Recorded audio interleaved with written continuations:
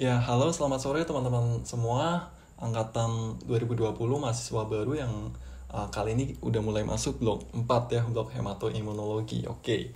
Nah, kali ini kita akan belajar bersama Medical Learning Club MedLC bersama saya Aura Nirwana. Kali ini kita akan belajar tentang fisiologi sistem imun ya. Nah, oke, langsung aja. Jadi, sistem imun itu adalah your natural protection against invaders. Maksudnya apa nih? Yaitu proteksi alami atau perlindungan alami, ya ingat alami, yang memproteksi dari penjajah nih. Ya, jadi kita punya proteksi atau pertahanan tubuh yang secara alami bisa melawan organisme-organisme atau penjajah yang ada di sekeliling kita. Ya, karena kita hidup di bumi di mana banyak sekali mikroorganisme kecil yang gak bisa kita lihat, tapi sebenarnya itu bisa membahayakan tubuh kita, bisa membahayakan umat manusia. Tapi untungnya setiap makhluk hidup itu punya sistem imunnya masing-masing, makanya mereka bisa bertahan hidup ya. Kalau nggak punya, mereka otomatis akan kalah dan akhirnya punah ya. Oke, nah pada sistem pertahanan tubuh manusia ya, sistem pertahanan tubuh manusia, sistem pertahanan tubuh ya, itu ya salah satunya sistem imun ya. Jadi sistem pertahanan tubuh, kalau kita ngomongin sistem pertahanan tubuh itu ya secara luas semuanya ya, mulai dari kulit, mukosa, asam lambung, zat-zat kimia, itu semuanya sistem pertahanan tubuh. Tapi kalau kita ngomongin sistem imun, itu sebenarnya dia lebih spesifik membahas ke sel-selnya ya, sel-sel imun, sel imun. Oke. Sistem pertahanan tubuh kita itu ada 3 ya, yaitu level 1, level 2, sama level 3. Oke, level yang pertama yaitu barrier ini. Maksudnya barrier gimana? Oke, nah yang dimaksud dari barrier itu adalah ya, dia adalah barrier atau pelapis dari tubuh kita yang berada di luar ya di luar, maksudnya yang terpapar dengan dunia luar, yaitu kulit sama silia ya, termasuk mukosa yang ada di sistem respiratori, sistem digestif, sistem urinari, sistem genital. Itu kan organ-organ atau sistem yang terpapar dengan dunia luar. Nah, itu dilapisi oleh barrier nih ya. Dia merupakan lini pertama ya, tameng pertama dari segala bentuk ancaman penjajah yang mau menjajah tubuh kita nih ya, ibaratkan payung kayak gini. Kemudian yang level 2-nya yang lebih lumayan lah bisa bekerja, yaitu innate immunity atau nama lengkapnya sistem imun bawaan dan non-spesifik ya, nama lengkapnya. Nanti kita bahas kenapa disebut bawaan dan non-spesifik. Oke. Karena dia non-spesifik, apapun mikroorganismenya yang masuk ke dalam tubuh kita ya, dia akan dilawan oleh sel-sel ini ya. Nanti ada beberapa selnya. Nah, level yang 3 yang paling pro player, yang paling dewa ya, yang paling jago lah, yaitu adaptive immunity ya, atau sistem imun adaptif dan spesifik, nama lengkapnya adaptif dan spesifik. Oke. Nanti kita bahas kenapa disebut adaptif dan spesifik ya. Next, nah fungsi sistem imun. Oke, kita semua tahu pasti sistem imun itu berfungsi untuk mempertahankan tubuh kita dari segala ancaman ya. Tapi ternyata punya fungsi lain nih ya, untuk pertahanan melawan patogen yang invasif. Ini kan jelas ya, mikroorganisme penyebab penyakit. Oh ya, mikroorganisme penyebab penyakit itu disebut sebagai parasit. Ada nggak mikroorganisme yang tidak menyebabkan penyakit di tubuh kita, malah bermanfaat? Ada ya. Ini disebut sebagai flora normal, yaitu mikroorganisme yang normal, yang bermanfaat, yang ada di tubuh kita ya. Mereka ada di kulit atau usus ya, yang paling banyak. Itu sangat bermanfaat bagi tubuh kita untuk memetabolisme zat-zat sisa, melawan patogen dan lain-lainnya gitu. Meskipun kalau misal kebanyakan kemudian tidak seimbang ya, bisa jadi penyakit juga. Oke. Tapi selama dalam kesetimbangan yang normal, dia disebut flora normal yang tidak berbahaya, justru bermanfaat. Itu fungsi yang pertama. Fungsi yang kedua itu menyingkirkan sel-sel yang aus. Maksudnya sel aus apa nih? Emang ada sel yang aus? Jadi sel yang aus itu adalah sel yang rusak nih maksudnya ya. Kenapa kok dia bisa rusak? Bisa karena trauma, bisa karena inflamasi, bisa karena ya penyakit-penyakit lain yang kayak koreng gitu kan, dia sebenarnya sel-selnya udah mati tuh. Nah, gimana caranya menyingkirkan yang sel mati? Apa dia menghilang sendiri gitu, celing hilang? Enggak, dia ada yang menyingkirkan. Siapa yang menyingkirkan? Yaitu sistem imun ya. Dia akan dimakan oleh sistem imun, kemudian dicerna oleh enzim-enzimnya, kemudian hilang deh ya. Kemudian yang ketiga itu mengenali dan menghancurkan sel yang abnormal. Maksudnya sel abnormal gimana? Yaitu sel yang sudah bermutasi atau sel yang sudah berkembang menjadi sel kanker ya. Dia kan udah susunan DNA-nya berarti udah nggak sama dengan DNA normal. Nah, makanya dia bisa dideteksi oleh sistem imun kita ya. Kenapa kok dia harus dihancurkan? Ya karena dia udah nggak normal ya, namanya juga abnormal. Dia tumbuhnya itu berlebihan misalnya ya, tumbuhnya berlebihan sehingga menyerap nutrisi yang berlebihan sehingga merugikan sel-sel yang lain. Nah, makanya dia harus dibasmi juga gitu. Oke, nah kalau ngomongin tentang sistem imun nih ya, bukan sistem pertahanan tubuh, ingat ya, kalau sistem pertahanan tubuh ya termasuk kulit, kemudian asam lambung, kemudian enzim-enzim dan zat biokim lainnya ya. Tapi kalau ngomongin sistem imun itu kita lebih ke membahas selnya. Nah, apa sel yang berperan dalam sistem imun? Ya sel darah ya. Secara apa ya? Ya gampangnya sel darah ya secara awam. Nah, sel darah ini kan kalau kita belajar di SMA itu kan ada 3 ya sel darah. Itu ada eritrosit, kemudian ada leukosit sama trombosit ya kan. Tapi kalau di kedokteran nih kita belajar yang lebih spesifik ya, lebih mendalam. Nah, jadi semua sel darah kita ya emang sih bener secara garis besar ya cuma terdiri dari 3 ini, eritrosit, leukosit sama trombosit. Tapi kan ada pembagiannya lagi, terutama yang leukosit nih banyak jenisnya ya.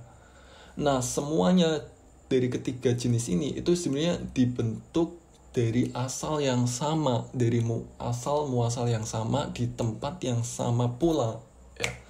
Dimana dan oleh siapa? Yaitu dia berasal dari sel punca pluripoten yang belum berdiferensiasi ya. Sel punca ya, namanya sel punca itu ya sel yang bisa berubah menjadi apapun ya, bisa menjadi sel darah apapun, entah itu eritrosit, leukosit sama trombosit. Dia letaknya itu ada di sumsum tulang ya, sumsum tulang ya, gambar tulang kayak gini. Oke, di dalam sumsum tulang gini. Nah, sel punca pluripoten ini dia bisa melalui 2 jalur diferensiasi ya. Ini kan belum diferensiasi, artinya belum spesifik. Nah, untuk menjadi spesifik dia melalui 2 jalur, yaitu jalur sel punca mieloid sama jalur sel punca limfoid. Ya, oke, kita bahas satu-satu. Yang pertama, sel punca mieloid di sini dia bisa berdiferensiasi menjadi 4 jenis sel, yaitu yang pertama megakariosit, kemudian prekursor granulosit, kemudian prekursor eritrosit sama prekursor monosit ya. Yang namanya prekursor itu berarti bentuk yang belum jadi gitu lah ya, bentuk nenek moyangnya, masih pendahulunya gitu, belum menjadi bentuk yang matang gitu ya. Ini disebut sebagai prekursor. Oke. Nah, prekursor yang pertama itu ada megakariosit nih. Nah, megakariosit ini itu adalah prekursor dari sel trombosit ya. Ingat dong, sel trombosit itu fungsinya buat apa? Dia fungsinya buat pembekuan darah ya. Kalau ada luka misal berdarah, biar darahnya nggak ngalir terus, itu ya harus dibekukan ya. Oleh siapa? Oleh trombosit ya, sel trombosit ini. Nah, sel trombosit ini dia ketika bekerja dia akan memecah-mecah selnya ya, pecahan sel trombosit. Nah, pecahan-pecahan sel trombosit inilah yang disebut sebagai platelet. Oke. Ya, jadi ya bisa dibilang hampir sama lah antara platelet sama trombosit, tapi ya sebenarnya beda gitu. Platelet itu pecahan dari sel trombosit. Kemudian prekursor yang kedua itu adalah sel prekursor granulosit ya. Dia akan berubah menjadi sel granulosit ya. Sit itu dari kata sito yang artinya ya sel ya. Granul ya berarti dia bergranul, artinya ya ada granulanya gitu. Granul itu apa sih ya, kayak di biskuit atau es krim gitu kan ada coko granulnya. Nah, itu ya granul yang terbuat dari coklat ya. Nah kalau di sel granulosit, nah ini juga ada granulnya nih yang titik-titik kayak gini. Nah sel granulosit itu ada 3 jenis, yaitu basofil, eosinofil, sama neutrofil ya. Ingat-ingat ini penting banget karena ya sering berhubungan sama klinis juga nih, masing-masing punya indikator atau indikasinya lain-lain. Misal eosinofilnya meningkat itu tanda alergi atau parasit dan lain-lainnya ya. Terus selanjutnya prekursor eritrosit ya, jelas dia eritrosit, dia akan menjadi sel eritrosit atau sel darah merah ya. Kemudian prekursor yang ketiga itu prekursor monosit ya, dia akan menjadi ya sel monosit ya. Nih sel monosit atau makrofag. Emang sama sel monosit sama makrofag? Ya sebenarnya beda, tapi ya bisa dibilang sama juga. Yang disebut sebagai monosit itu adalah sel makrofag yang masih ada di pembuluh darah nih. Ya dia disebut sebagai monosit. Tapi kalau si sel monositnya ini dia udah keluar menuju ke jaringan, nah dia berubah nama menjadi makrofag ya. Dia siap bertempur melawan, memakan mikroorganisme dan zat-zat asing lainnya ya. Makro artinya gede, fag itu dari kata fago yang artinya pemakan ya, suka makan ya, karena dia nanti fungsinya untuk ya fagositosis ya. Oke. Kemudian jalur diferensiasi yang kedua yaitu jalur sel punca limfoid. Oke. Nah, jalur ini itu cuma bisa jadi 2, yaitu sel menjadi limfosit B dan limfosit T. Ya, intinya jadi limfosit lah ya. Jadi kalau limfosit itu pasti dari sel punca limfoid jalurnya. Nah, apakah sel punca limfoid ini dia akan menjadi limfosit B atau limfosit T itu tergantung dari tempat pematangannya. Kalau sel punca pluripoten tadi itu matang di tempat ya, matang di tempatnya mana? Yaitu sumsum tulang ya, di tulang. Nah, dia akan menjadi limfosit B ya. Sedangkan kalau sel punca tadi bermigrasi menuju ke timus ya, kemudian dia matang di timus, dia akan menjadi limfosit T. Udah gitu doang, simpel kan?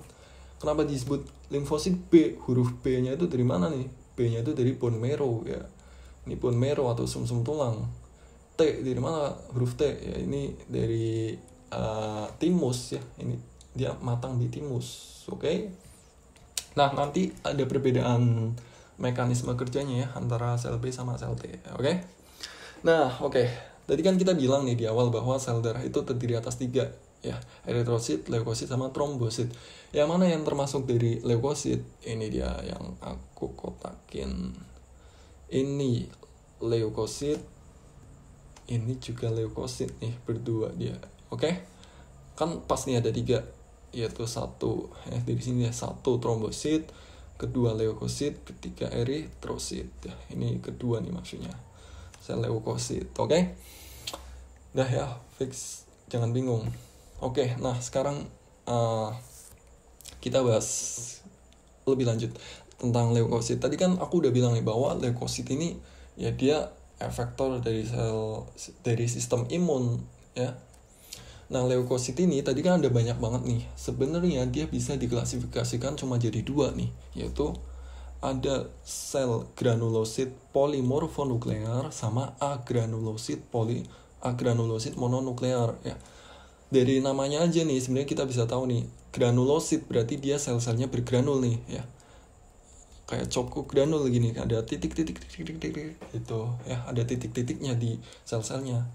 Kemudian polimorfonuklear, poli itu artinya banyak, morfo bentuk, nuklear itu ya intinya, nukleusnya, berarti dia bentuk intinya itu bermacam-macam ya, atau intinya juga banyak nih. Oke. Nah, granulosit polimorfonuklear itu juga sering disebut sebagai sel PMN ya, atau sel radang biasanya kalau di patologi anatomi itu nyebutnya. Nah, sel PMN itu ada 3 jenis, neutrofil, eosinofil, sama basofil. Neutrofil cirinya apa? Yang pertama kan karena dia granulosit otomatis mesti ada titik-titiknya semua dong. Nah, buat bedainya antara neutrofil, eosinofil, sama basofil itu lihat intinya aja. Kalau neutrofil ya, dia bentuknya intinya itu kayak gagang telepon gini ya. Ada 2 inti yang menyatu kayak gini. Ini kan di sini rada menyatu nih. Nah, karena dia menyatu maka dia neutrofil ya. Kalau eosinofil dia intinya ada 3 kayak gini, tapi terpisah semuanya gitu, nggak ada yang menyatu ya. Kalau neutrofil kan ada yang menyatu kayak gagang telepon kayak gini bentuknya. Nah kalau eosinofil nggak. Terus eosinofil juga dia eosin ya kan, merah dia, warnanya merah. Kalau basofil, basa berarti biru dia warnanya. Neutrofil ya dia netral gitu.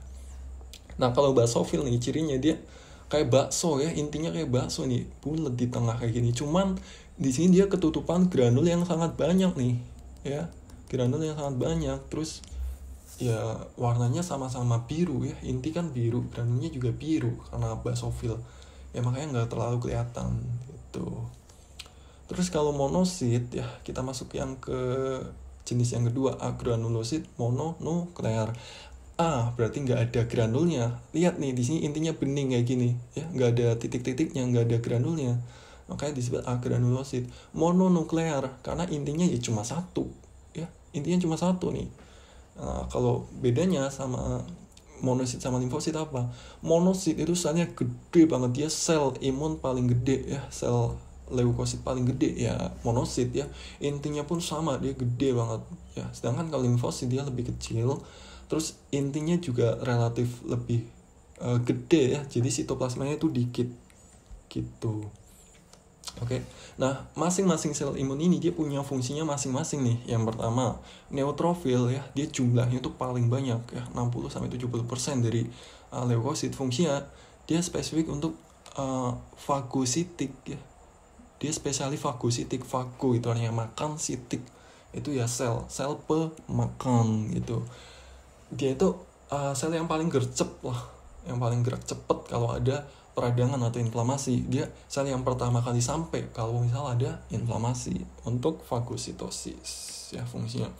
Kemudian untuk yang eosinofil, nah di sini dia biasanya dideteksi ketika ada infeksi parasit atau alergi ya, misal ada infeksi parasit di usus atau parasit di mana lah, biasanya itu juga direkomendasikan buat pemeriksaan darah ya, buat dilihat hitung eosinofilnya ada berapa. Kalau meningkat, nah kemungkinan dia ada infeksi parasit atau alergi, bisa juga ya, asma gitu. Itu juga bisa pemeriksaan penunjangnya darah kayak gini buat menghitung eosinofilnya berapa. Terus kalau basofil fungsinya dia buat sekresi histamin, heparin, sama respon alergi juga ya, hampir sama. Cuman dia di sini kadarnya paling dikit nih ya, dikit banget, nggak ada 1%-nya. Kalau eosinofil kan ya lumayan lah, 1-4. Kalau basofil dia dikit banget, nggak ada 1% ya, makanya kurang kelihatan itu. Kemudian kalau yang monosit atau makrofag ya, monosit itu kan yang masih ada di pembuluh darah. Nah dia fungsinya sama, dia untuk fagositik ya, jumlahnya ya lumayan lah segini ya. Kemudian yang terakhir yang limfosit itu lumayan banyak juga. Ini kan dia ada sel B atau limfosit B sama sel T ya kan. Tapi kalau di pemeriksaan lab itu nggak bisa dibedain nih mana sel B sama sel T. Ya bentuknya sama kayak gini ya. Sitoplasmanya dikit, terus ya intinya penuh bulat kayak gini ya. Nah tapi kalau secara fisiologi ya, secara ilmu fisiologi, limfosit ini kan terdiri atas sel B sama sel T. Nah mekanisme kerjanya beda nih. Kalau yang sel B ya, dia itu antibody ya, dia menyerang patogen yang di luar sel ya. Misal ini sel normal, nah ini patogennya masih ada di sini, nah ini diserang oleh antibody.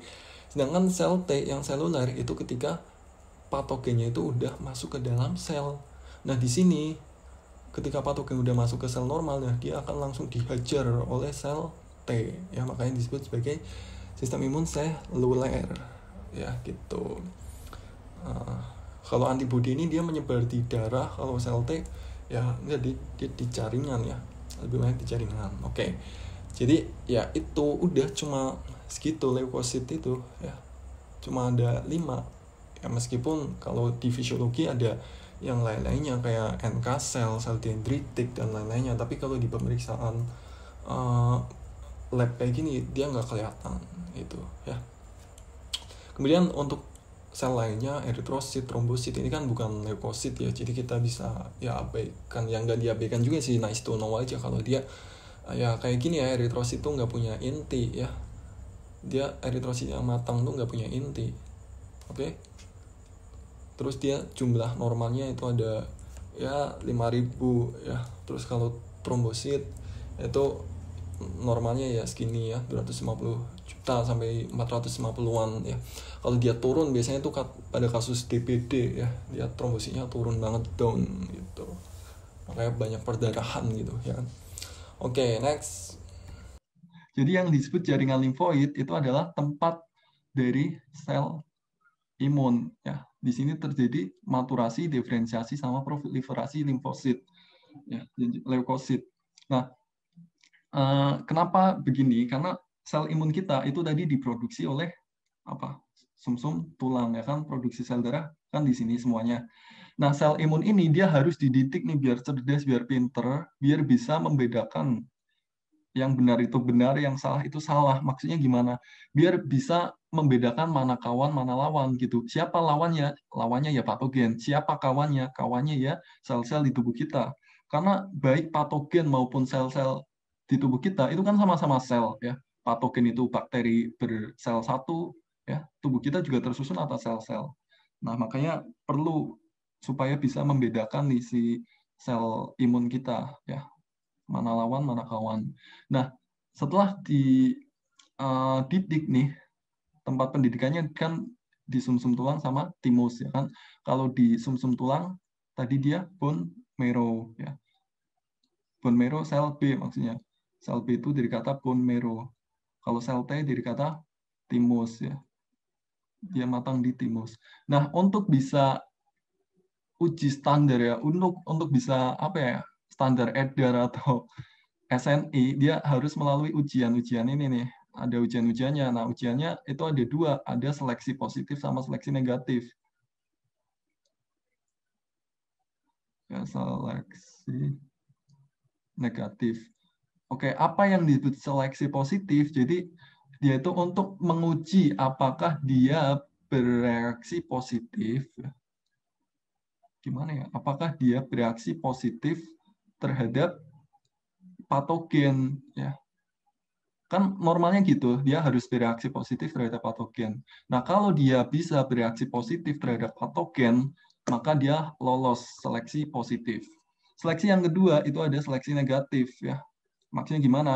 Untuk menguji sistem imun, apakah dia bereaksi negatif terhadap sel tubuh kita ya.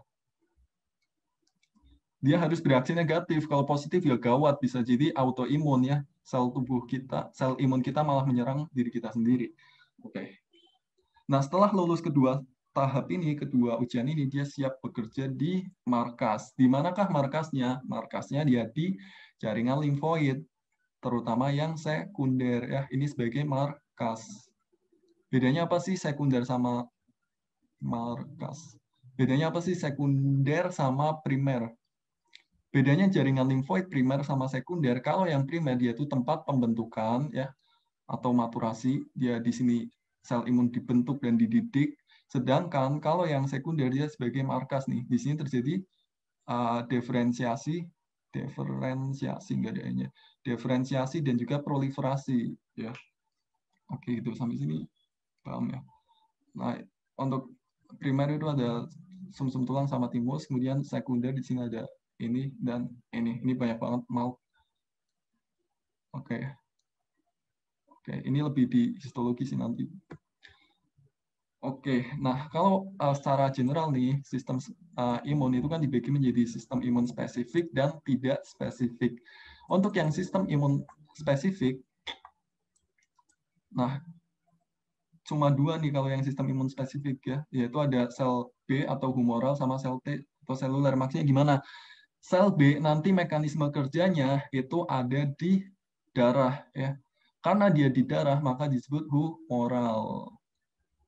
Sedangkan untuk yang sel T dia lebih aktif di jaringan ya, sehingga dia disebut seluler. Selular, oke. Ya, karena sel B ini dia nanti kerjanya pakai antibodi, sedangkan sel T dia nggak langsung baku hantam ya. Oke, terus yang non-spesifik, ini baru overview dulu ya. Non-spesifik ini ada fisik atau mekanis, larut, sama seluler. Ini juga sering banget ditanyain di MCQ. Aku juga ya sering sih. Nah, untuk fisik atau mekanis, untuk fisiknya ya ada kulit, ya selaput lendir, terus mekanisnya ada silia, batuk, sama bersin. Ini juga termasuk sistem pertahanan tubuh kita yang mekanis. Terus larut, yang larut itu ya berarti cair itu ya. Nah, yang larut dibagi menjadi biokimia sama humoral. Untuk yang biokimia, ya yang pertama ada asam lambung di lambung, ya lisozim atau enzim-enzim antibakteri ya, di mulut. Terus laktoferin ini ada di ASI ya. Terus asam neurominik dan juga lain-lainnya. Terus kalau yang humoral itu ada sistem komplement, interferon, CRP. Ya, ini kebanyakan diproduksi di hepar ya. Oke, makanya hepar juga masuk dalam bahasan sistem imun. Terus kalau yang seluler, nah ini dia yang bakal kita banyak banget pelajari ya, yaitu ada fagosit, sel nol, sama sel mediator. Ini perbedaan sistem imun spesifik dan non spesifik kita secara general dulu ya. Yang pertama, nama dari sistem imun non spesifik itu secara lengkap sebenarnya namanya bawaan dan non spesifik. Sedangkan sistem imun yang spesifik itu nama lengkapnya didapat dan spesifik. Kenapa? Yang pertama, sistem imun bawaan dan non spesifik, kenapa dia disebut bawaan? Karena dia sudah ada sejak lahir. Ya, sejak zaman olok udah ada lah. Sedangkan kalau yang sistem imun didapat nih ya, dia hanya akan memberi imunitas hanya jika sudah terpapar benda asing tertentu. Ya. Jadi kalau yang ini hanya memberi imunitas kalau sudah terpapar, kalau ini memberi imunitas sejak belum ada apa-apa. Oke. Terus non spesifik sama spesifik, kenapa disebut demikian? Yang pertama disebut non spesifik karena dia bisa mengenali dan mempertahankan diri terhadap benda asing apapun ya, kuncinya apapun, whatever it is. Oke, terus kalau yang spesifik itu dia memberi perlindungan ya, diri terhadap hanya satu tipe benda asing tertentu. Kuncinya ini, kalau ini satu tipe, kalau ini apapun ya. Oke, terus mekanisme kerjanya ya. Ini mekanisme kerja. Nah, buat mekanisme kerjanya terdapat beberapa perbedaan. Yang pertama dari jumlah reseptornya ya. Kalau reseptor pada sistem imun non spesifik itu di sini terdapat banyak jenis reseptor. Reseptor pada sistem imun non spesifik itu disebut reseptor PRR ya, atau pathogen recognition receptor. Nanti kita juga bahas di slide berikutnya.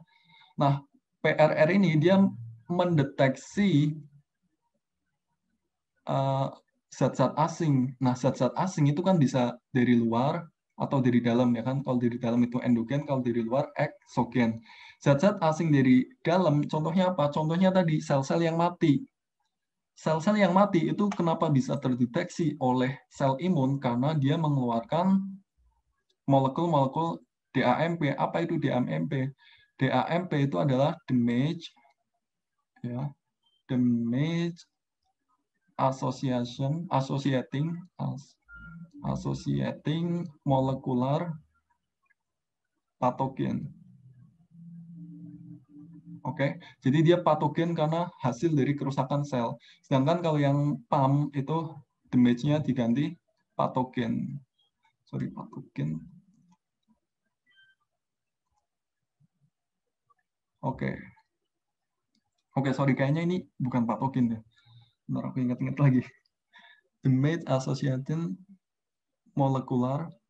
Adakah yang tahu? Adakah yang ingat? Aduh. Damage associating molecule. Pokoknya kalau yang DAMP itu berasal dari kerusakan sel, sedangkan kalau yang PAMP berasal dari patogen ya. Soalnya dia dari eksogen sih. Oke, gitu dulu. Sedangkan kalau yang di sistem imun spesifik, dia reseptornya cuma satu, yaitu reseptor sel B atau reseptor sel C. Dia sebagai ya reseptor terhadap patogennya cuma salah satu. Ya.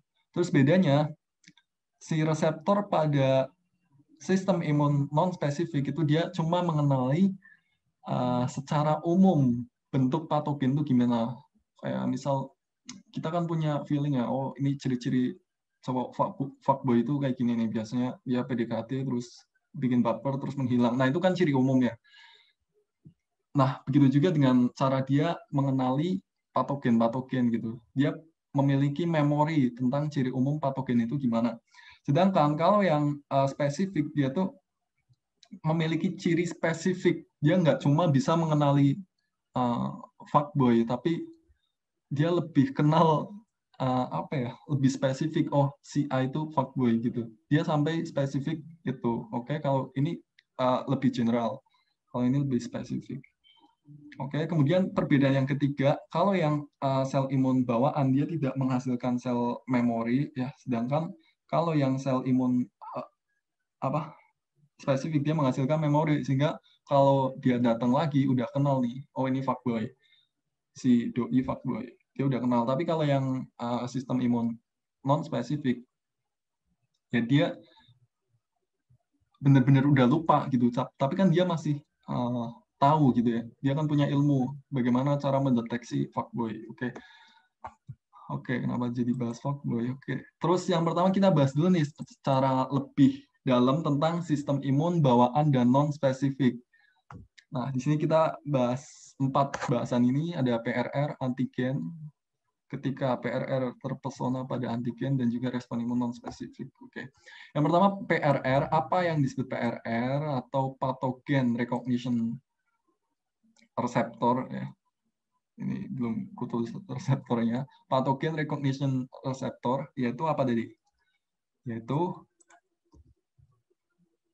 ini reseptor yang ada di sistem imun non spesifik ya, yang ada di fagosit. Oke.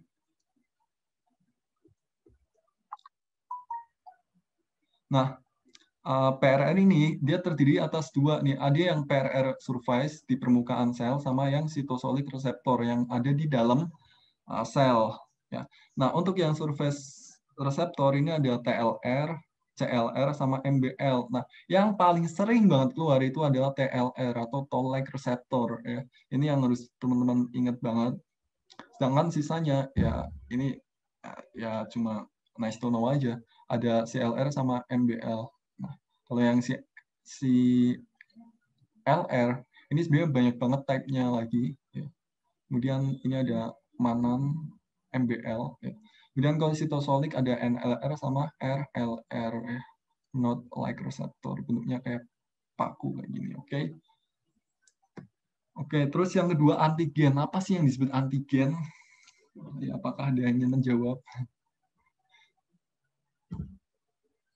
Antigen. Sebenarnya antigen ini bukan berarti dia anti terhadap gen tersebut, tapi maksud dari antigen itu anti dari kata antibody, gen dari kata generation, generator apa generation, generator karena dia kata kerja kata. Oke. Antibody generator disebut antigen. Maksudnya apa? Kenapa dia disebut antibody generator atau antigen? Karena dia mampu memicu respon antibody. Ya. Jadi karakteristik dari antigen itu ada 2, yaitu immunogenicity sama reactivity. Ya, 2 ini pegang baik-baik. Yang pertama, immunogenicity itu artinya dia mampu merangsang antibody. Ya. Bisa merangsang antibody. Sedangkan kalau yang reactivity berarti dia bisa berinteraksi atau beraktivitas dengan antibody. Maksudnya kalau yang immunogenicity kan dia cuma merangsang aja, kayak misal preman merangsang Satpol PP kan gimana caranya? Ya fuck you gitu kan ya, misal contoh-contoh. Dia kan akan merangsang si Satpol PP buat nyerang gitu ya, ngece banget. Terus kalau yang reactivity dia bisa mereaksi terhadap adanya ya sel imun tadi gitu. Oke. Nah, antigen itu gede sebenarnya. Nah, bagian antigen yang akan dideteksi oleh sistem imun itu disebut epitope nih. Ya, epitope sebagian kecil di permukaannya. Epitope ini dia bisa berupa ini ya, kalau di bakteri bisa flagellanya atau dindingnya atau polipeptidoglikannya ya, atau lipopolisakaridanya ya.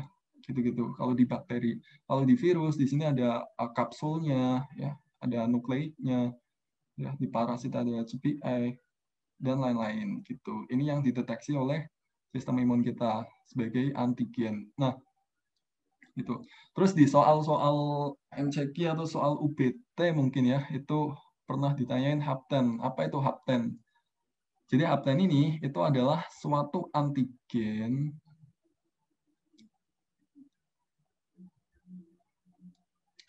yang dia akan memicu sistem imun, jika berikatan dengan molekul tertentu.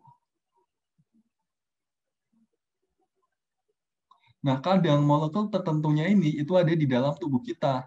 Contoh nih, ya, kenapa penisilin itu bisa menyebabkan alergi? Padahal penisilin kan ya obat gitu yang udah aman kita produksi, udah aman kita minum di secara luas di dunia. Tapi beberapa orang itu mengalami alergi terhadap penisilin misalnya.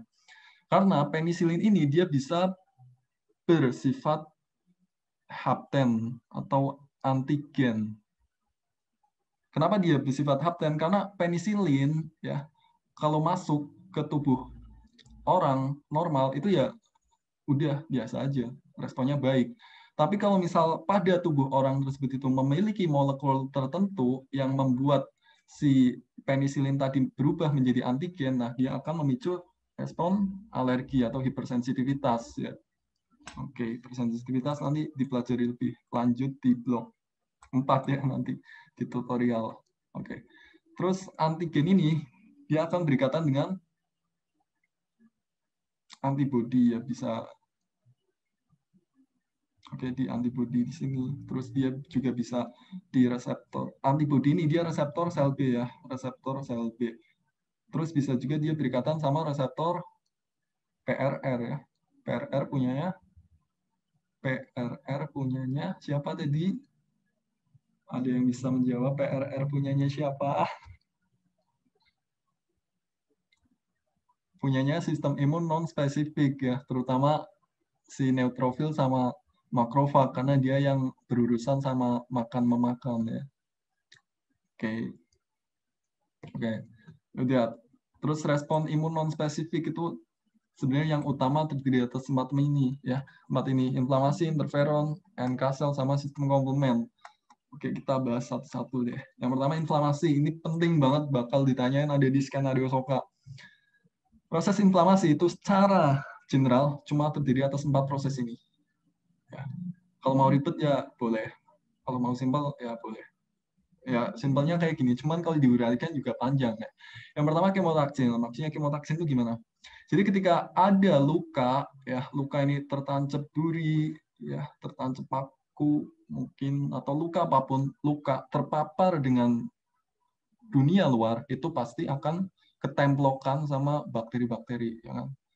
Untungnya tadi kan ada kulit, tapi karena kulitnya itu rusak karena ada ya trauma kayak gini, sehingga bakteri bisa masuk. Bakteri ini dia akan dideteksi oleh adanya makrofag nih, ya. Makrofag di jaringan. Oke, kalau di darah monosit dong. Oke, nah ketika makrofag ini berhasil memakan bakteri ya melalui TLR tadi, bakteri ini dia akan istilah bodohnya, istilahnya dia akan BAB gitu lah ya. Habis makan dia BAB. BAB-nya ini dia berupa sitokin dan kemotaksin. Oke. Apa fungsi sitokin sama kemotaksin ini? Nah, oh ya, ini yang tadi di AMP, Damage Associated Molecular Pattern. Oke, nanti. Nah, apa fungsi sitokin? Ya. Apa fungsi dari sitokin sama kemotaksin ini? Yang pertama sitokin. Sitokin ini dia fungsinya untuk memengaruhi sel imun lain, memengaruhi sel imun lain. Nah, sitokin ini dia akan dikeluarkan ke dalam darah bersama kemotaksin. Kemotaksin apa? Kemotaksin. Dari kata kemo sama taksin. Kemo itu artinya zat kimia, taksin artinya bergerak ya. Berarti dia itu adalah zat kimia yang membuat sel imun kita itu bergerak gitu. Bergerak kemana? Bergerak ke tempat inflamasi ya. Kalau si sitokin dia memengaruhi atau ngasih tahu gitu, oh di sini ada inflamasi nih, gini, sini dong join gitu. Oke, itu disebut yang pertama proses kemotaksin dan sitokin bersamaan. Proses yang kedua ya setelah mengundang si sel-sel imun lain nih, oh tempatnya di sini nih, kita COD-an di sini. Oke, nah si sel imun ini ya, sel imun itu dia jalannya melalui pinggiran kapiler gini, pinggiran pembuluh darah. Kenapa coba? Ada yang tahu? Nah, jalannya sel imun di pinggiran pembuluh darah ini disebut marginasi ya, margin. Artinya dia di tepian. Kenapa kok dia di tepian? Fungsinya buat apa sih? Fungsinya dia memberi tempat sel darah merah itu supaya bisa lancar mensirkulasi ke seluruh tubuh ya. Jadi dia nggak ngesek-ngeseki gitu, nggak bikin sempit jalan gitu. Kayak eritrosit itu kayak ambulan yang harus diprioritaskan. Bagaimanapun tubuh kita itu selalu butuh eritrosit ya. Makanya si leukosit ini ngalah dengan berjalan di pinggiran atau disebut marginasi. Oke, paham marginasi? Setelah sampai ke tempat COD-an, setelah sampai ke tempat inflamasi ya, dia akan masuk melalui celah-celah pembuluh kapiler ya. Pembuluh kapiler ini dia akan mengalami vasodilatasi atau meregang ya oleh adanya histamin. Oke, histamin ini dia bikin vasodilatasi sehingga pori-pori kapiler meregang. Supaya apa? Supaya neutrofil atau sel leukosit itu bisa masuk dengan lebih enak gitu. Nah, proses masuknya leukosit ke jaringan ini disebut sebagai diapedesis ya. Oke. Setelah masuk dia ngapain? Setelah masuk dia ya udah ikut makan ya. Ikut makan si bakteri, disebut fagositosis. Fago artinya makan, sitosis artinya sel yang lagi makan. Oke. Nah, di sini dia mukbang bareng nih. Ya kan karena banyak banget bakterinya. Jadi dia manggil teman-temannya buat ngajak mukbang. Oke. Setelah mukbang bakterinya jadi apa? Ya tadi dia diproses, dipecah-pecah oleh lisosim yang ada di sel imun. Nah, beberapa sel imun ini akan mati, ya ada yang gugur karena kalah dalam berperang. Nah, sel yang mati ini akan menjadi pus ya, atau nanah. Oke, seperti itu. Oke, yang kedua ada interferon. Nah, kalau inflamasi ini dia lebih khas pada infeksi bakteri. Meskipun nggak spesifik bakteri ya, tapi dia lebih sering terjadi pada bakteri. Oke. Kalau yang kedua, itu interferon. Nah, interferon ini dia lebih seringnya terjadi pada respon infeksi virus ya. Tahu kan bedanya bakteri sama virus? Ya, kalau bakteri itu adalah suatu sel, sedangkan virus itu bukan sel. Dia cuma DNA atau RNA yang diselubungi oleh kapsid kayak gini ya. Ya kayak ginilah biasanya. Oke. Sedangkan kalau bakteri itu adalah sel ya kayak tadi. Nah, gimana respon tubuh kita terhadap infeksi virus di tubuh ya kayak virus COVID dan kawan-kawannya kayak gini sama. Yang pertama, ketika virus ini menginfeksi suatu sel normal di dalam tubuh kita, ya, kerja virus gimana sih? Dia akan memutasi DNA normal ya kan, DNA-nya dihack sama virus ya, sehingga dia memproduksi protein-protein yang bisa untuk membuat dirinya itu apa namanya berreproduksi ya, membuat reproduksi virus sehingga replikasi dia bereplikasi virusnya sehingga menjadi banyak. Nah, itu melalui hacking ya, melalui dihack ya DNA-nya. Nah, sel yang sudah kehack DNA-nya itu akan mengeluarkan interferon ya. Jadi interferon itu dikeluarkan oleh sel normal yang tersakiti atau sel normal yang terinfeksi virus itu. Nah, sel normal yang terinfeksi virus mengeluarkan interferon. Interferon ini dia akan menempel pada reseptor interferon di sel normal. Ya, jadi sel normal itu punya interferon. Sel normal itu punya reseptor interferon. Nah, ketika interferon nempel pada reseptor sel interferon, si sel normal ini ya dia jaga-jaga nih. Nah, dia akan membuat enzim penghambat virus yang sedang inaktif. Oke. Nah, kenapa kok bentuknya inaktif? Ya takutnya dia malah mencederai sel itu sendiri, makanya bentuknya dalam inaktif. Nah, ketika ada virus yang masuk, baru deh dia hajar mengaktifkan si enzim penghambat ini. Gitu. Oke, kurang lebih sih gitu. Interferon. Terus sistem komplement. Nah, sistem komplement ini dia fungsinya tuh kayak apa ya? Dia bukan sel, dia cuma protein. Nah, protein di sini dia bisa diibaratkan sebagai sebagai anak panah atau apa sih? Anak panah tuh bahasa Inggrisnya apa? Anak panah. Ya arka ya. Atau arrow atau apa ya. Jadi kalau misal ibaratnya ada orang dia main panahan ya, Nah, orang ini itu bisa diibaratkan sebagai sel imun ya. Panahan ini bisa diibaratkan sebagai komplement. Nah, siapa yang main panahan ini? Nah, nanti ada sel B ya, ada macam-macam. Oke.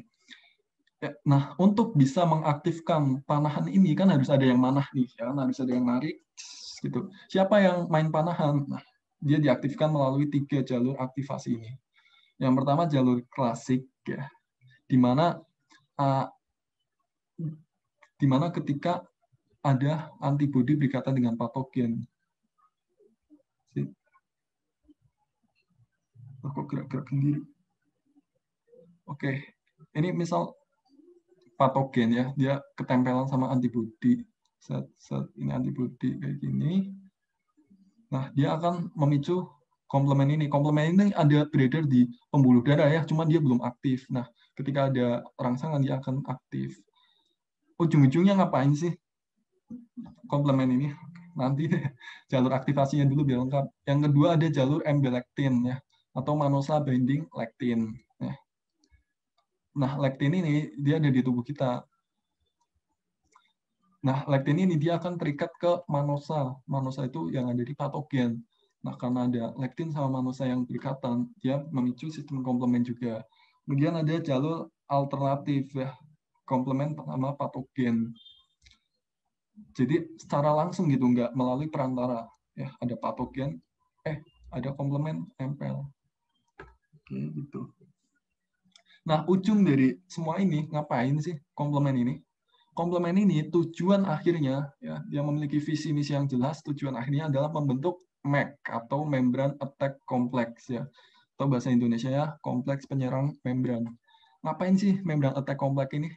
Membran attack complex ini dia akan memicu kebocoran membran plasma. Kalau membran plasma udah bocor, apa jadinya coba?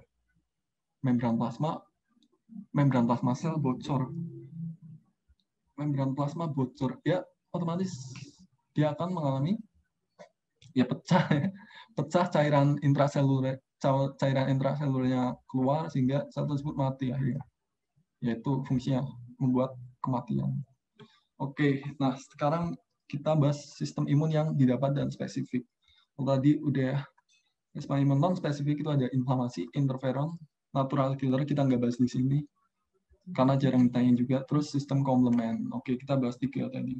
Terus sekarang sistem imun didapat dan spesifik.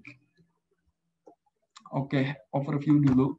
Kalau sistem imun didapat dan spesifik ini, itu kan tadi ada 2 ya. Ada sel B sama sel T. Kalau tadi yang sel punca limfoid itu matang di tempat ya, artinya di bone marrow, dia akan menjadi sel B. B dari kata bone marrow. Sel B ini fungsinya ngapain? Sel B ini nanti akan memproduksi yang namanya antibodi ya. Antibodi ini sebagai senjata. ya bisa dibilang dia sebagai panahannya atau panahannya dari sel B ya. Tadi kan main panah-panahan tuh. Ya. Selain sistem komplement, antibodi juga merupakan ya anak panah. Oke, terus sel B ini nanti dia akan bereaksi. Baru deh nanti kita bahas gimana reaksinya. Terus kalau yang sel T dia matang di trimos, ya dia ada dua jenis, yaitu ada sel T sitotoksik sama sel T helper. Oke, sel T helper ini dia berinteraksi dengan banyak banget sel, ya. Bisa dengan sel B, terus sel-sel lainnya juga. Ya. Makanya kalau misal penyakit HIV atau HIV/AIDS itu si virus HIV dia masuk melalui reseptor CD4. Oke, nanti kita bahas reseptor CD4 itu apa. Oke, prinsip kerjanya kalau T helper namanya juga. Oh, bentar. Benar ininya kok lost connection.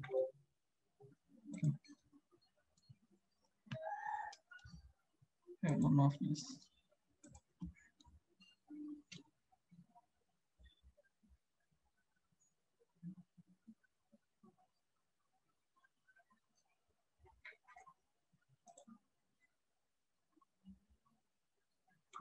Oke, nggak apa-apa, nggak masalah, nggak usah pakai ini.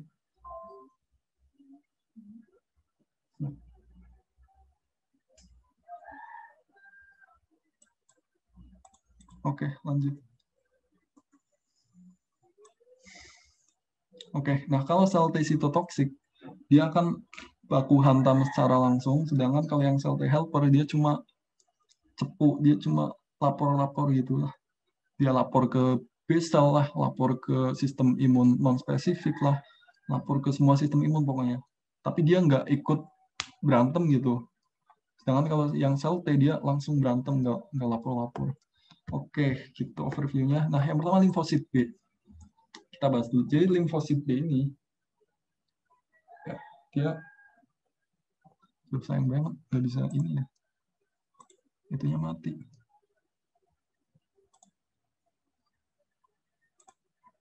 Oke, sampai sini ada yang ditanyain. Oke, limfosit B. Dia reseptornya apa sih? Oke, tadi kan aku di pertama banget udah menekankan ya, karena reseptor itu sangat penting. Reseptor sel imun non spesifik, tapi tadi disebut PRR. Sedangkan reseptor sel imun spesifik ya, sel B dan sel T itu beda. Kalau sel B nama reseptornya ya reseptor sel B, gampang banget. Kalau reseptor sel T ya namanya reseptor sel T, ya, gampang banget juga. Nah, PRR juga gampang sih, cuman jenisnya banyak banget. Kalau ini cuma satu doang. Nah, reseptor sel B itu dia berfungsi sebagai mata, guys. Maksudnya mata gimana? Jadi, dia tuh sebagai mata bagi imun spesifik. Dia cuma bisa melihat satu jenis antigen ya. Sedangkan kalau yang non-spesifik, ya pada makrofag, TLR, dia matanya itu kemana-mana. Maksudnya dia bisa melihat semua patogen karena dia mengenali ciri umum. Oke, kalau limfosit B dia mengenali ciri spesifik. Oke, ya udah.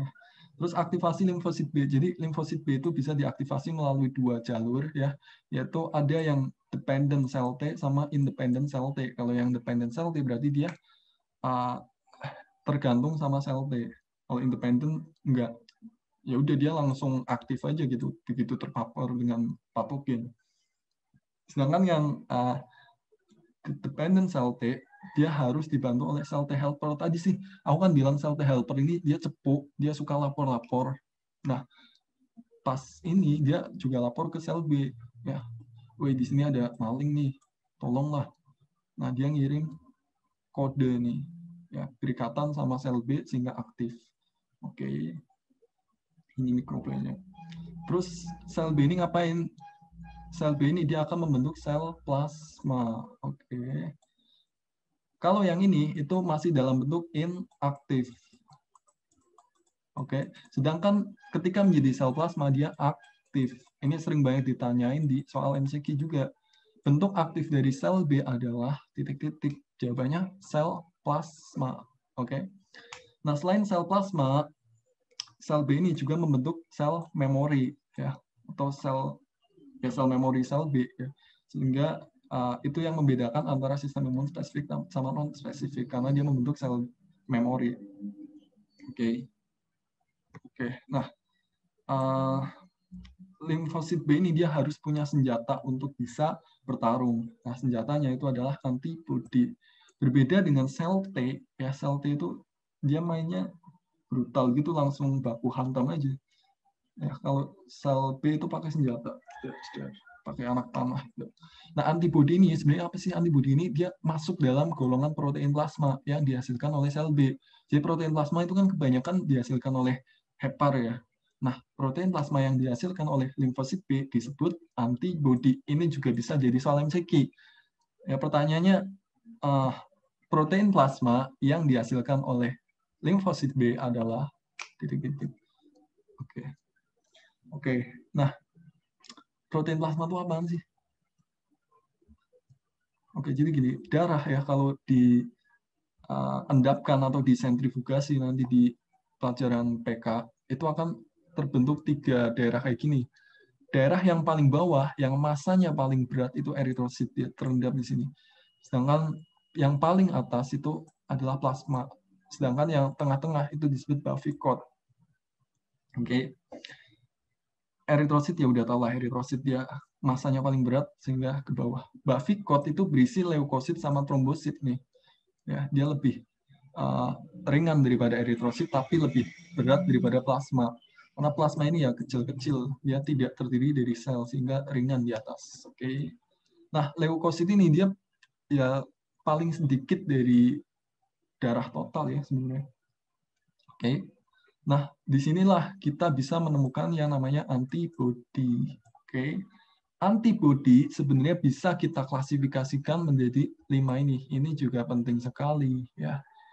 Oke, yaitu ada IgM, GA, ED.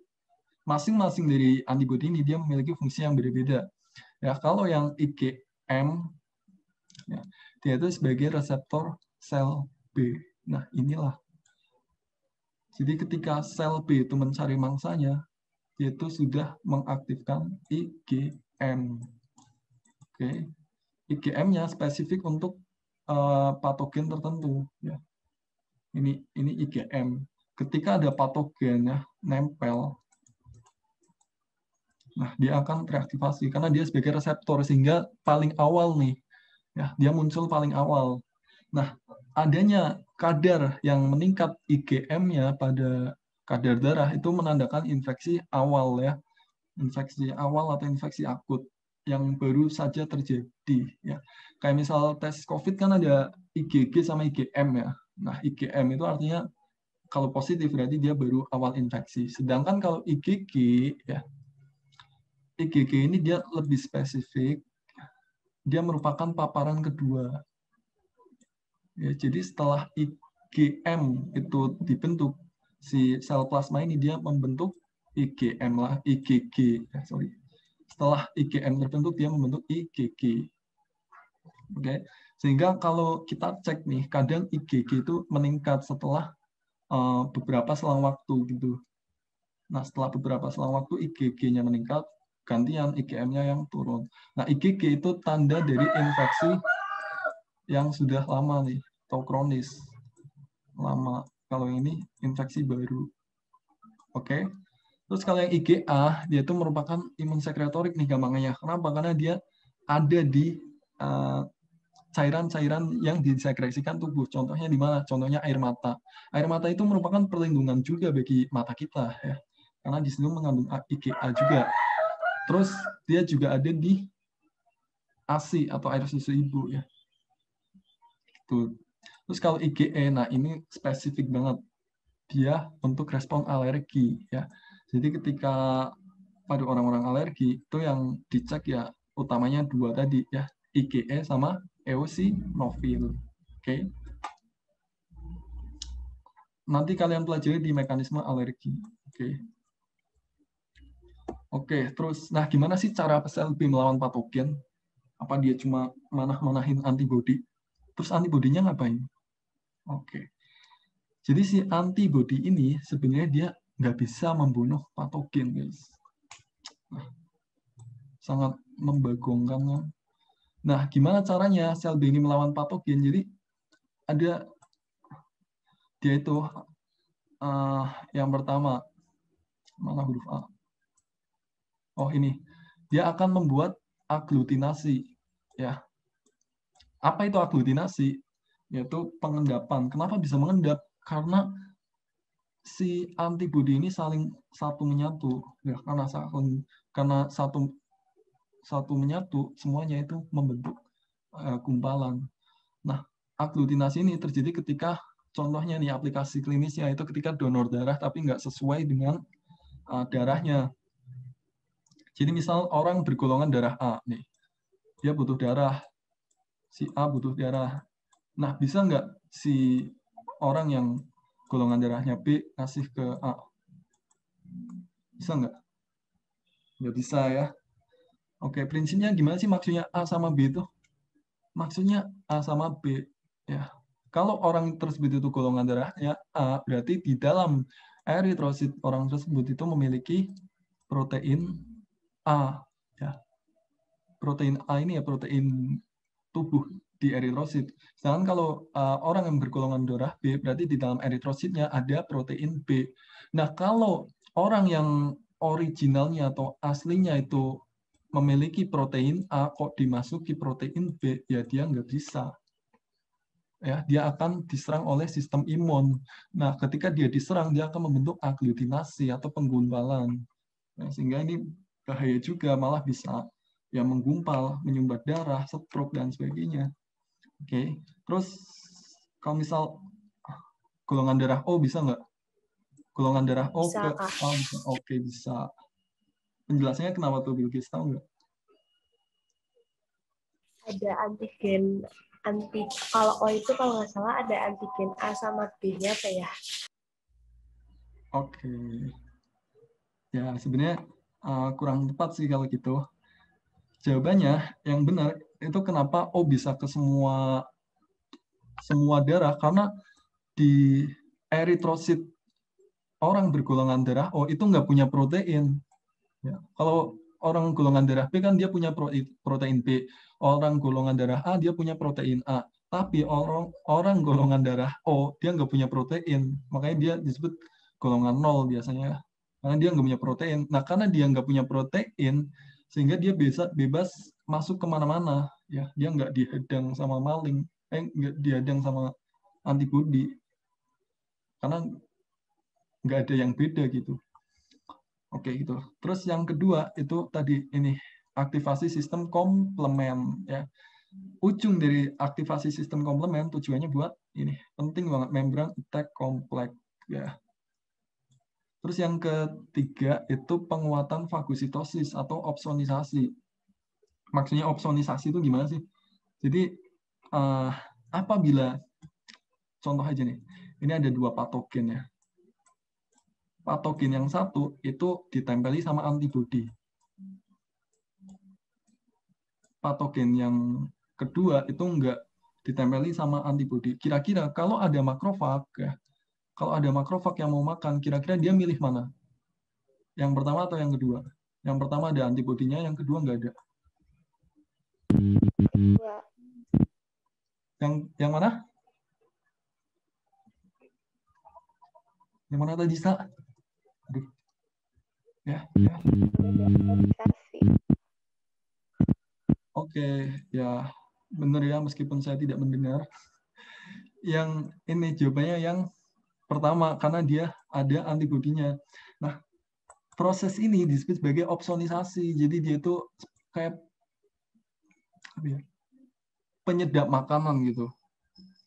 Nah, kalau ada antibodi yang nempel di suatu patogen, si fagosit ini jauh akan lebih milih yang ada antibodinya daripada yang nggak ada, karena dia lebih enak gitu mungkin ya. Ini disebut opsonisasi. Terus yang keempat, itu dia akan menstimulasi sel-sel natural killer nih. Nah, sel natural killer ini dia ganas banget sebenarnya.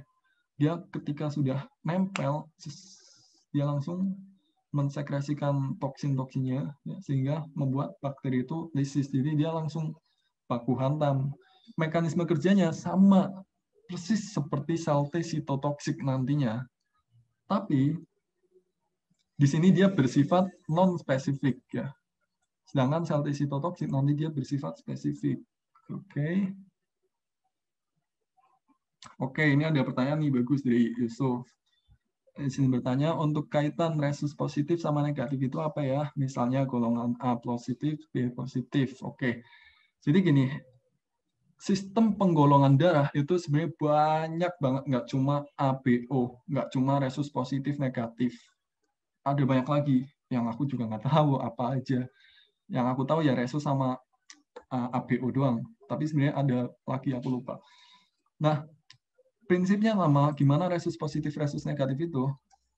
Kalau resus positif berarti di sini ada protein resusnya. Sedangkan kalau resus negatif berarti dia nggak ada resusnya. Paham nggak? Jadi kalau misal ada orang butuh darah, dia resusnya positif. Bisa nggak orang dengan resus negatif itu donor darah ke dia? Ayo. Jawabannya bisa. Kenapa bisa? Karena dari resus negatif ke positif. Resus negatif itu kan nggak punya protein. Dia masuk ke positif. Meskipun positif nggak apa-apa, soalnya ya dia nggak bawa sesuatu yang mancing sistem imun. Gitu. Tapi kalau kebalikannya nih, orang dengan resus negatif kok menerima darah dari resus positif, nah di sini baru akan terjadi respon imun, ya, aglutinasi tadi. Kenapa? Karena dia membawa protein yang mancing sama sistem imun, ya, yaitu protein resus, ya, karena dia resusnya positif, gitu. Nah, ini juga yang dulu itu pas UN biologi kan ada penyakit gitu ya, namanya penyakit yang di anak sama ibu yang katanya resus positif nggak boleh sama negatif dulu, tapi sekarang mah Erythroblastosis bukan, Kak? nah betul banget, erythroblastosis fetalis, ya. Yang letal. Ya, yang letal itu. Erythroblastosis fetalis itu kalau penyakit di SMA ya. Sebenarnya kalau di kedokteran nanti blok of genes itu sebenarnya bisa banget diselamatkan, orang teknologi sekarang udah canggih ya.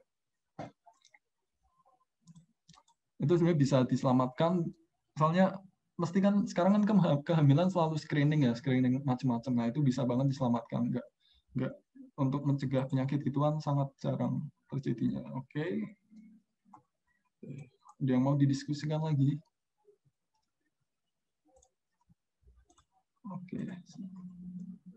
Oke, aku kalau ngejelasin gini tuh gimana ya? Lama banget ya. Oke, terus lanjut ke ada chat lagi. Oke, terima kasih sama-sama. Lanjut ke limfosit T nih. Tadi kan kita bahas limfosit B. Ya, ingat limfosit B itu nggak bisa membunuh patogen. Ya, dia kayak gini. Dia menguatkan sistem imun bawaan atau dia merangsang atau dia melemahkan patogen. Dia menguatkan sistem imun bawaan atau melemahkan patogen. Gimana cara melemahkannya? Dengan aglutinasi. Ya. Gimana cara menguatkan sistem imun bawaan? Ini dengan aktivasi komplement, terus natural killer sama opsonisasi. Ya. Oke. Terus limfosit T. Oke, karakteristik limfosit T yang membedakan dengan limfosit B yang jelas-jelas beda banget itu ada dua. Yang pertama, bahwa limfosit T ini dia menyerang antigen di intrasel. Sedangkan kalau limfosit B dia di vaskuler, ya. Karena dia humoral. Itulah kenapa disebut humoral. Sedangkan limfosit T disebut seluler karena dia menyerang sel. Terus yang kedua itu menyerang antigen secara langsung. Jadi dia nggak pakai kompromi kayak antibodi kan, kalau sel limfosit B kan dia pakai antibodi tuh, ya kan, kelamaan banget pakai senjata gitu. Nah, kalau dia enggak, dia secara langsung baku hantam. Nah, mekanisme baku hantamnya gimana nanti kita bahas. Terus untuk jenisnya sendiri, ini ada sel T cytotoxic atau CDH sama sel T helper. Helper ya, ini helper ya, aku tipe helper atau pembantu. Maksudnya apa sih CD8 sama CD4 ini? Jadi gini, kenapa dia disebut CD8 sama CD4? Yang pertama dari sel T cytotoxic dulu deh. Nah, karena di sini sel T cytotoxic itu memiliki protein permukaan yang disebut CD4. Udah sih, sesederhana itu. Sedangkan sel T helper kenapa disebut CD4? Karena dia memiliki protein di permukaan yang disebut CD4. Gitu. Ini CDH, ini CD4. Nah, protein ini ya, protein atau reseptor ya sama aja di permukaan ini. Inilah yang biasa tempat masuknya virus. Oke. Jadi kalau kalian belajar infeksi virus, mekanisme infeksi virus, untuk bisa menginfeksi suatu sel, virus tersebut butuh jalan, butuh pintu. Dari mana pintunya? Dari reseptor atau protein permukaan. Gitu. Nah, si virus HIV ini yang khas banget, dia masuk ke sel T helper melalui reseptor CD4 ini. Ya. Dia masuk sehingga dia mengobrak-abrik ya, menghack DNA yang ada di sel T helper sehingga dia error. Oke. Karena dia error, padahal sel T helper ini kan dia yang paling kompor ya, yang paling apa ya? Yang paling ceriwis gitu, dia lapor kemana-mana, ke sel B lah, ke sel imun non-spesifik lah semuanya. Nah, kalau nggak ada sel T helper itu jadi sunyi banget. Semuanya jalan sendiri-sendiri. Nah, itu akan sangat menurunkan secara drastis tingkat imunitas kita, sehingga kita lebih rentan terkena penyakit-penyakit oportunistik lain. Ya. Terus, gini. Selain itu, tadi kan kita cuma bahas infeksi bakteri sama virus ya, itu yang khas. Kira-kira ada yang kurang nggak? Apalagi patogen, contoh patogen apalagi? Bakteri, virus, terus? Ya, ada yang tahu? Bakteri, virus, terus apa lagi? Depannya J. Belakangnya R.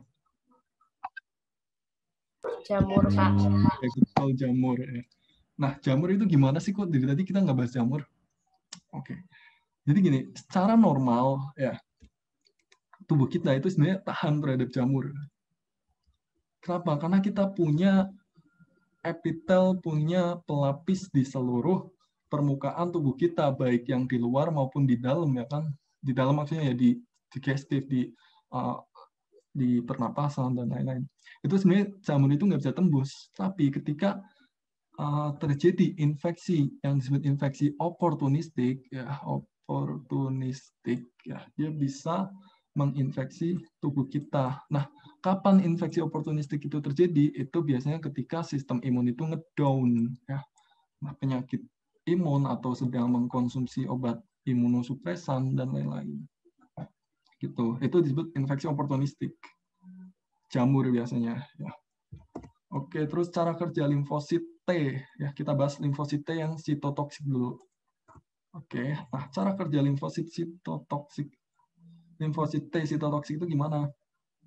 Oke, di sini ada hal baru yang perlu teman-teman ketahui, yaitu tentang MHC. Apa itu MHC? Jadi gini, MHC itu adalah Major Histocompatibility Complex, ya. Itu ya, silakan tulisannya bisa dicari sendiri. Major Histocompatibility Complex. Fungsinya buat apa sih? MHC ini dia ada di seluruh sel tubuh kita. MHC ini dia bisa dibagi menjadi dua, yaitu MHC tipe 1 sama MHC tipe 2. Kalau MHC tipe 2 itu ada di sel imun, ya. Sedangkan kalau MHC tipe 1 itu ada di seluruh sel di tubuh kita yang berinti. Ya, ingat yang berinti. Sel yang nggak berinti apa contohnya? Ada yang tahu? Ini keluar di MCQ nih. Sel yang tidak berinti apa? Iya, cerdas sekali. Ibu Amanah. Ya betul ya kata kakak Amanah. Ya contoh dari sel yang tidak berinti itu ya eritrosit ya, karena dia intinya itu menghilang saat maturasi. Fungsinya buat apa sih? Fungsinya buat memperluas ruangan untuk mengangkut oksigen gitu katanya. Oke, MHC tipe 1 ada di seluruh sel yang berinti. MHC tipe 2 ada di sel imun. Nah, buat apa sih MHC ini? Jadi MHC ini dibutuhkan untuk berinteraksi dengan limfosit T.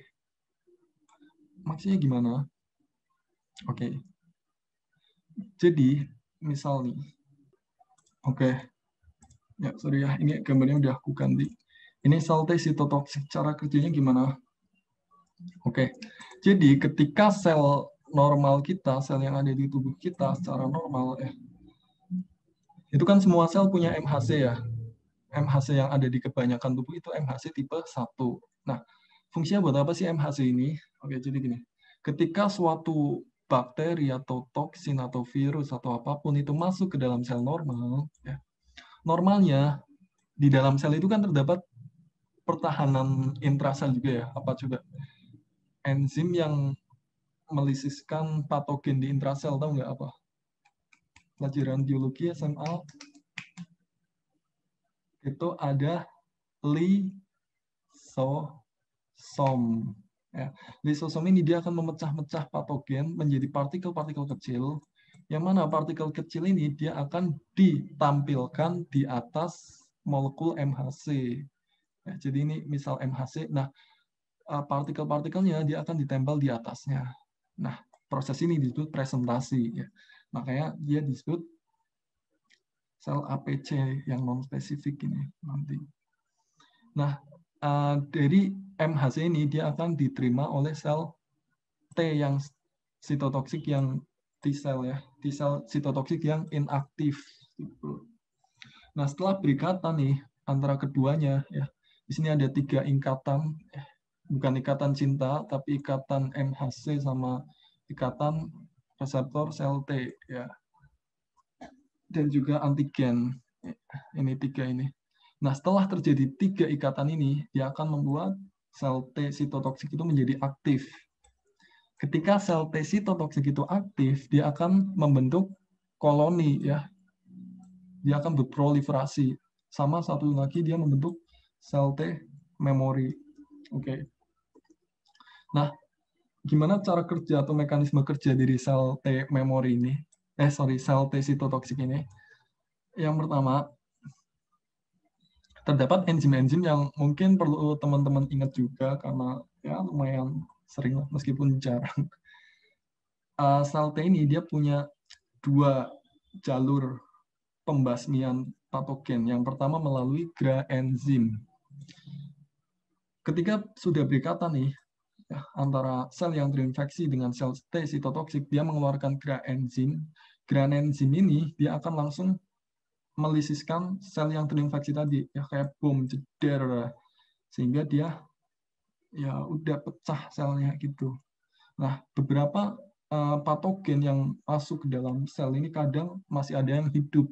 Nah, yang hidup ini dia akan difagosit. Oke. Dia itu memicu apoptosis nih sebenarnya. Jadi dia GRA enzim ini dia nyuruh sel ini bunuh diri sebenarnya. Nggak dibom. Sorry. Okay. Nah, kalau yang dibom itu yang satunya, sorry ya. GRA enzim ini dia memicu apoptosis. Oke, apoptosis. Susah sekali kursor. Nah, terus yang satunya melalui mekanisme granulisin perforin. Oke. Tadi GRA enzim, sekarang granulisin perforin. Mekanismenya dia akan membuat lubang pada membran sel yang terinfeksi. Nah, ketika membran sel yang terinfeksi itu berlubang, dia akan pecah jeder sehingga dia mati. Nah, dia ikut mati semuanya sampai bakteri-bakterinya. Oke. Kalau ini bakterinya nggak ikut mati, ya. Soalnya selnya yang mati itu supaya tidak menimbulkan infeksi ke sel lainnya. Gitu. supaya dikeluarin patogennya supaya bisa dimakan sama fagosit. Oke, nah ini disebut sitolisis ya. Kalau ini apoptosis, ini sitolisis oleh granulisin sama perforin. Oke, nah sekarang masuk ke T helper.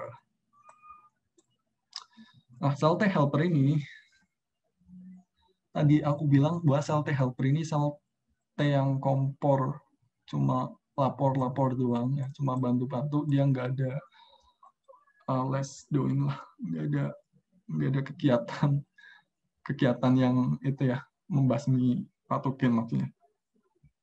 Nah, sel T ini sangat bergantung pada yang namanya APC, antigen presenting cell. Gula hati. APC itu apa sih? Oke.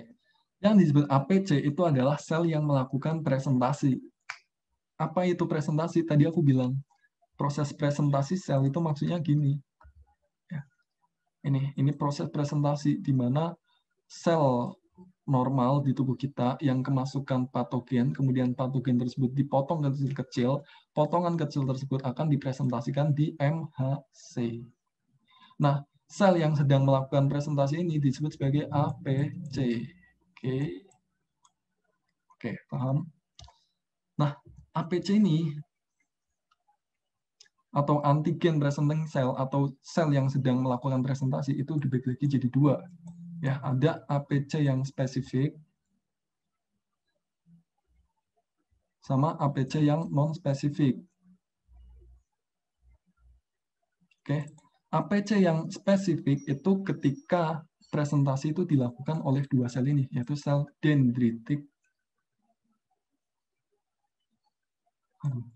Kebaca ya, sel dendritik DENDRITIK sama sel makrofag. Oke, dua sel ini doang. Sisanya itu non-spesifik ya, entah itu sel normal, sel apapun, sel gaster, sel mukus dan lain-lain. Nah, si APC ini dia tadi kan APC ini kan misal nih, mana kursornya? Nah, APC ini misal yang presentasi itu adalah yang spesifik ya, dalam hal ini spesifik yaitu sel dendritik atau sel makrofag. Otomatis karena dia itu masuk dalam sel imun ya, sel dendritik itu juga bagian dari sel imun atau sel makrofag juga. Karena dia bagian dari sel imun, maka MHC-nya itu MHC tipe 2. Ya.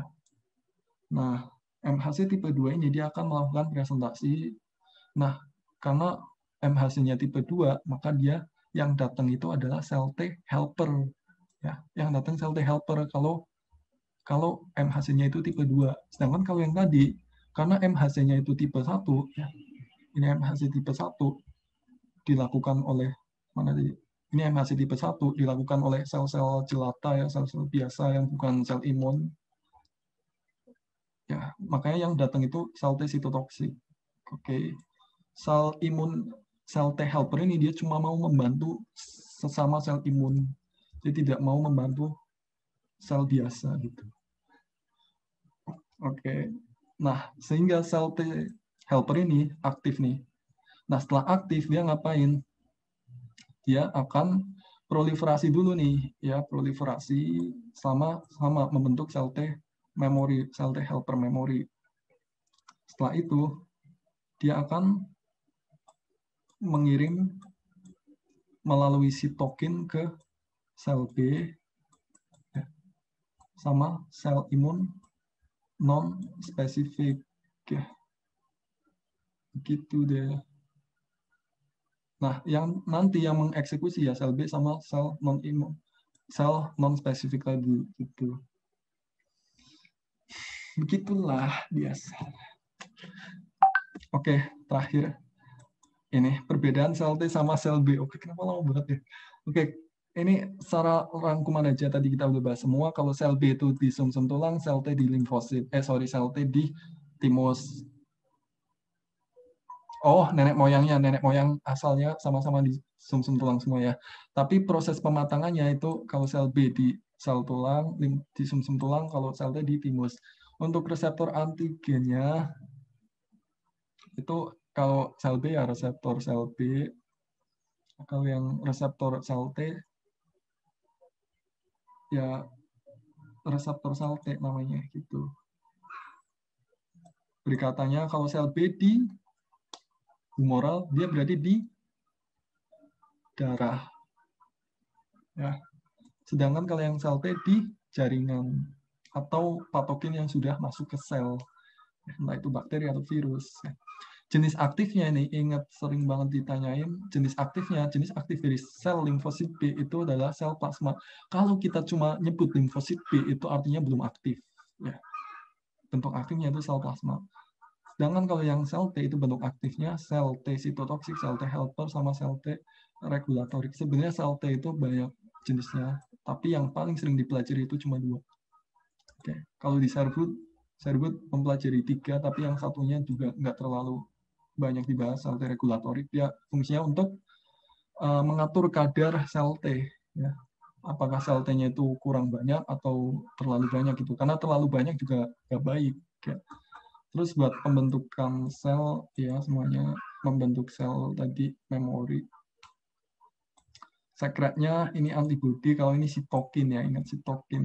Sitokin itu ya zat yang dikeluarkan oleh sel imun untuk memengaruhi sel imun lainnya gitu. Terus fungsinya itu sel B membantu membersihkan penyusup asing, meningkatkan respon imun bawaan terhadap penyusup tersebut. Oke, tadi kita tahu bahwa mekanisme kerja sel B itu tidak membunuh sama sekali. Dia cuma 2 mekanismenya. Melemahkan patogen dengan cara aglutinasi atau menguatkan sistem imun bawaan. Oke. Sistem imun bawaan yang diperkuat tadi ada 3 caranya. Ya, sistem komplement, opsonisasi, sama sel natural killer. Oke. Waktu hidupnya sel B ini relatif lebih singkat, sedangkan sel T itu lebih lama. Gitu. Oke, udah lama banget ya. Sorry ya. Oke, sampai sini ada yang mau ditanyain nggak? Oke. Maaf Kak Aura, izin tanya Kak. Oke, boleh. Itu Kakak kebanyakan tuh ngambil dari Sherwood ya Kak. Soalnya tadi saya juga baca-baca di Tortora itu nggak ada yang pas inflamasi itu Kak. Oh, oke. Yang marginasi gitu-gitu Kak. Ya. Sebenarnya aku bandingin buku dulu nih ya. Antara Sherwood sama Tortora itu fisiologinya lebih lengkap Sherwood. Lebih daleman Sherwood. Tortora itu kan combine ya antara anatomi sama fisiologi. Meskipun fisiologinya juga nggak kalah dalamnya. Dan beberapa materi fisiologi juga kadang ada yang lengkap di Tortora meskipun dikit lebih lengkapan di Sherwood biasanya. Kalau yang tadi aku ambil, ntar aku sekalian share-nya. Gambarnya kan hasil gambar Sherwood sama Tortora gitu. Kalau gambar-gambar yang mana ya? Ini gambar ini dari Sherwood. Ini Sherwood, ini Sherwood. Kalau ini dari internet, dari PPT, dosen pakainya kayak gini ya, padahal udah di buku. Ini aku gambar sendiri. Dari Sherwood ini referensinya. Iya, terus kalau ini, ini dari jurnal. Soalnya nggak dibahas banyak di Sherwood sama di Tortora, tapi dia ditanyain di soal UBT sama soal-soal MCQ. Di Sherwood bahas ini juga, cuman kurang kurang terstruktur ya. Terus ini di Tortora ini bukan ini dari internet. Tortora ini antigen, hapten, dan lain-lain. Kalau ini dari Sherwood banget. Kalau mekanisme inflamasi lebih lengkap di Sherwood. Kalau sistem imun bawaannya itu juga lebih lengkap di Sherwood, banget. Kalau di Tortora cuma bahas inflamasi doang. Inflamasinya pun ya nggak sedalam ini gitu. Terus interferon juga cuma ada di Sherwood. Sistem komplement ada nggak di Tortora? Tapi ini di Sherwood. Ini Tortora. Gambar sendiri Tortora. Ini Sherwood. Bagus gambarnya. Ini Tortora Sherwood. Oke. Gitu. Ada yang mau tanya lagi? Kak, izin bertanya, Kak. Ya, silakan. Kak, izin bertanya, Kak.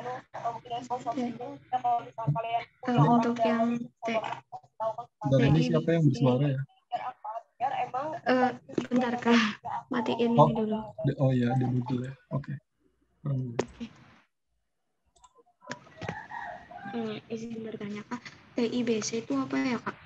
Oh, TIBC itu total iron binding capacity test. Oke, gini. Prinsipnya tuh gini. TIBC itu pada kasus anemia defisiensi besi, itu TIBC-nya meningkat apa menurun? Meningkat, Kak. Oke, TIBC meningkat pada anemia defisiensi besi. Kenapa bisa meningkat? Karena gini prinsipnya. Yang disebut TIBC itu adalah total iron binding capacity test. Oke. Berarti dia mengetes kapasitas yang kosong tempat duduk dari besi itu berapa. Jadi sebenarnya di dalam darah itu ada tempat duduknya, guys, kayak gini. Ada beberapa tempat duduk, ya, anggaplah kayak gini lah. Nah, tempat duduk ini dia akan diduduki oleh zat besi. Besi. Harusnya full nih. Kalau misal terjadi penurunan kadar zat besi, otomatis yang duduk sedikit dong. Kalau yang duduk sedikit, kapasitasnya berarti meningkat dong. Jadi TIBC ini kadar kapasitas yang ada di hemoglobin. Baik, Kak. Terima kasih, Kak. Ferritinnya meningkat apa menurun kalau di anemia defisiensi besi? Menurun. Ya, ferritinnya menurun karena ferritin itu kadar zat besi di darah. Kalau kadarnya jelas dong menurun orang dia defisien besi. Tapi tempat duduknya dia meningkat otomatis yang kosong. Ya, makanya TIBC-nya meningkat.